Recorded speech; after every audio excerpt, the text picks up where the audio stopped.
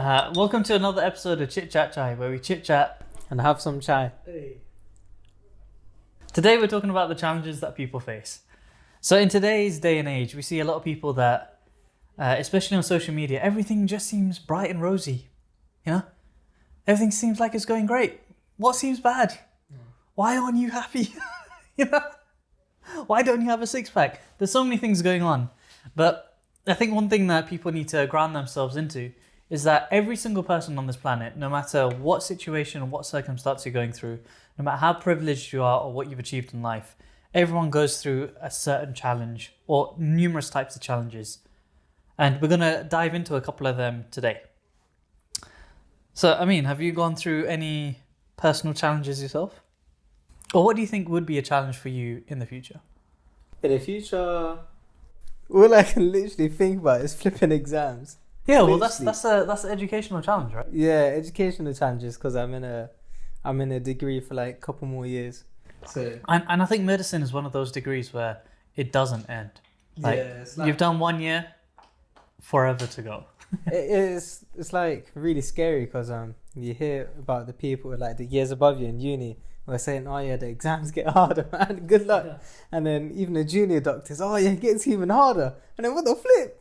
And then even after that, it gets harder. So definitely the academic challenges. But I love that it never gets easier. Like no one's like, oh, after this, it gets easier. You know? Yeah. So one thing that comes off that, so especially with like medical students or students that are like studying like really high intensity stuff. I know like engineering in India, shout out to 3 idiots, is a massive one. But a massive challenge that people face is mental health, right? And it's become a massive topic now. So things like depression, anxiety has become massive. Yeah. Like, I think especially during COVID. Exactly. Everyone just became isolated, worried, lack of like social interactions. I think COVID made people hyper anxious. Yeah. Because now you're like, remember when we went to the park and you're walking in the park and that was the time where everyone had to walk like 10 meters away from each other and you just see someone and they're just looking at you. Like, oh, if you cough at me or if you sneeze at me, bruh. It would be like, you'd get those stares. Yeah. And I remember during summer, I went to the forest near our house and I had hay fever and I was looking like I was dying. Like my eyes were like red. I was like sneezing and stuff. And people would just look at me and literally take the other path with their dog as well. I'm like, what do you mean? Yeah, it was also the news. Do you remember the news? It was pumping out so much like you need to stay indoors. You can't be going near anyone. Exactly. But off the back of that, I think now therapy has become more mainstream. Have you noticed that? Like after COVID, I think more people are willing to talk about it, and there's not that stigma that like I have some mental health, like I need time for my mental health. Like even my company, they give us like mental health days, and they encouraged us to take it. They're like, yo, we know you guys are going through something. Here's a day off. You know? I think they have that at uni as well, where they offer a lot of support. But at uni, what?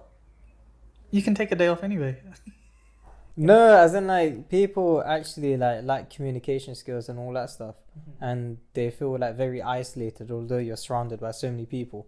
So is that through student union or is that through something else? Yeah, student union. Yeah, student union is probably the best place because they're controlling a lot of that social interaction, right? Yeah, and I think depression became a big topic as well. Like all these people that are isolated, there were a lot of people that were living alone. Like for the first time coming to the country or being in a new city. And then now they had to spend all that time in their room or by themselves, no interaction with anyone else. We also had the family members who were traveling, and then because of COVID, they got stuck in a certain place. Oh yeah. And they were just isolated for like weeks on end. What was that? Wasn't it Farhan who got stuck in Africa? Oh yeah, South Africa, yeah. South Africa. Yeah, so we had a cousin who was traveling and I think they couldn't come back like to their country because of like COVID restrictions. Yeah, it was terrible. No, that's mad. Following on from that, another one that people face, is addiction and recovery. So addiction is one of my favorite topics because people don't realize it, but you can get addicted to anything. Like some of the best feelings, right? So people think, oh, addiction, you're addicted to like drugs, you're addicted to alcohol. But you can be addicted to social media. You can be addicted to gaming. It's all about getting that dopamine hit, right? Exactly. Where you have to keep getting that fix. So one thing that we faced is with our social media accounts. Yeah. Not this one, ChitChatChai, but if you are watching this, please follow. But with like Summer Remedies, there was a bit of that kick, like, oh, you made a video. Major kick. It's a major dopamine hit, and then you get addicted and you're chasing that high. But then stuff like when we were working out, like the idea of working out or the idea of making a video is like, oh, I don't want to do it. Yeah, I thought you were gonna say the idea of working out gets you that dopamine hit. I'll be like, bro, you're on your own for that one. But even after you work out, like you feel like, oh, at least I've done it. Yeah.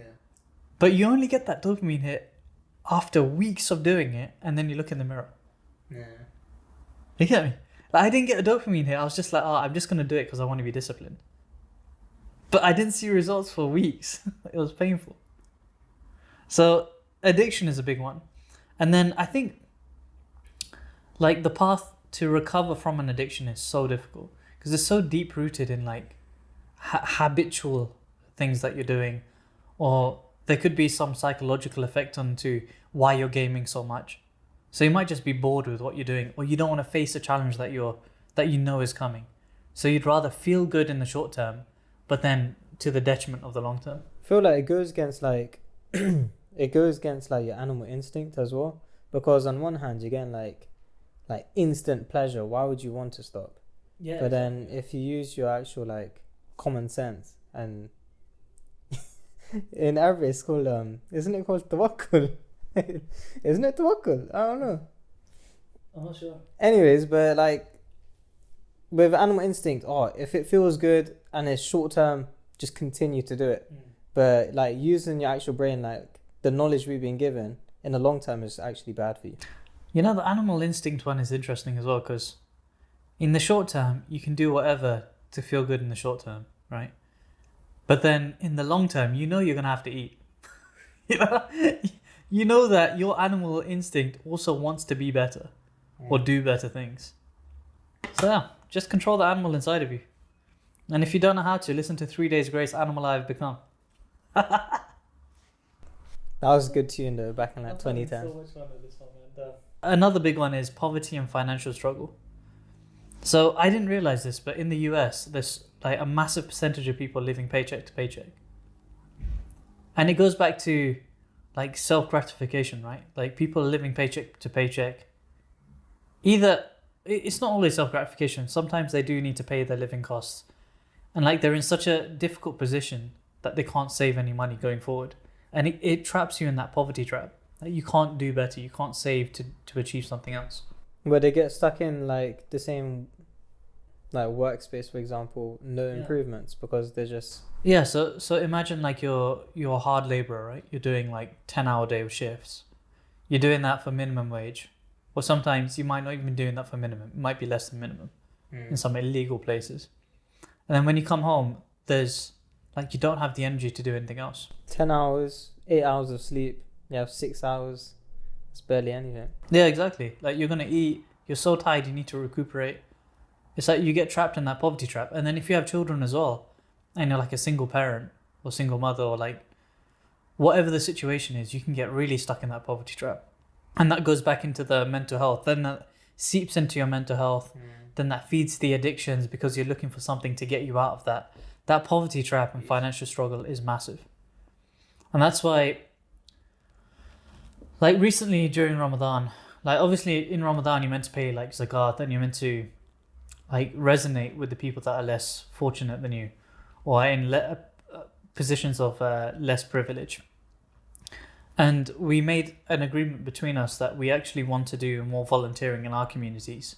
So this weekend, obviously this video came out weeks ahead of this, but this weekend we're actually going to go to a soup kitchen and actually just try and see what it's like to give out food to the homeless or to the people that don't have those facilities at hand, and just experience what that's like. I think that's really important. For anyone out there as well who hasn't done that and would like to try, there's loads of places that would just take any volunteers that show up. And I think it's a good thing to try and get involved with. It's one of the reasons why I chose like a career in the medical health field, because just being selfless and giving to people without seeking anything in return. It's something that builds a character and makes you a better person overall. And one thing that we were talking about is, right now we're in a bubble, right?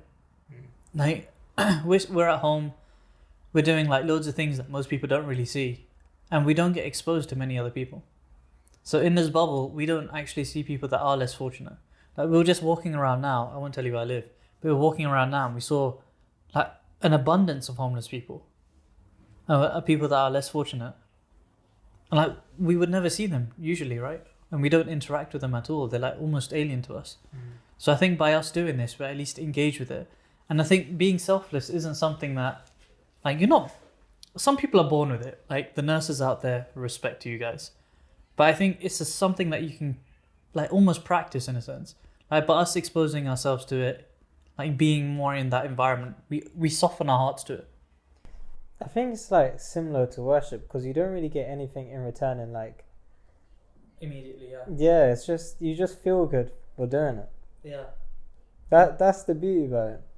Yeah, exactly. So we'll probably make a reflection podcast after that. Like, we're not going to record it because I think we want to make it as like, we want to actually feel genuine in doing it. But yeah, we'll do a reflection on how we feel after that. So just on that poverty and financial struggle, I don't think it's so difficult. I think people aren't taught like ways to manage finance. They're not taught about like personal wealth. They're not talking about how to save money or the best way to do it or how to build wealth either. Like even us, we're mostly winging it. Yeah, but unless you study like finance, maybe. Even in finance, all the guys that have studied finance, I don't know. So where do you learn this stuff then? Well, I think you know the whole investing and stuff like that. I learned that like through exposure through other things. So like I was speaking to an investor and he actually sat down with me and he showed me like all the charts and how you get involved in these things. And he was like, listen, don't listen to me. These are some of the artifacts that I've studied. You study it and make your own mind up. And then I went and did it. Cool. Yeah, exactly. But how many people get that? Like I think I saw a stat. It said like 15 to 30% of people in the UK actually invest their money. The others just save it. Yeah. Whereas in the US, they have that. 40%, no? In the US, it's way more because they have that like 401k or something, like that index fund that they save into, or some sort of fund that they save into. But they're all like in the US, it's more common. Like people actually talk about it, but in the UK, it's barely there. Like if I ask someone at work, what do you invest in? Like what? I mean, if it wasn't for like you and Nabil, I wouldn't know what like stocks and anything. But even with me, like people say, like can you tell us like what companies you're investing in? And I'm like, mate, I'm literally only 2 steps ahead of you because I've read the company's like financial report or like what they're looking to achieve this year. And then I've studied like an economics course as well, like self-studied it just so I understand like how the world is moving, right? And for anyone that's listening, read Prisoners of Geography because it is the best book for you to understand geopolitics. It'll put everything on the map for you. You'll understand so much more and you'll be a lot more well accustomed to having those types of conversations. Like how is China's influence in Africa? How is that panning out? How is like Russia being in Ukraine? Was that a big surprise? Not really. Like this book would talk about geopolitics and how that actually impacts the next couple of years and how the world is going to change. So I strongly recommend it.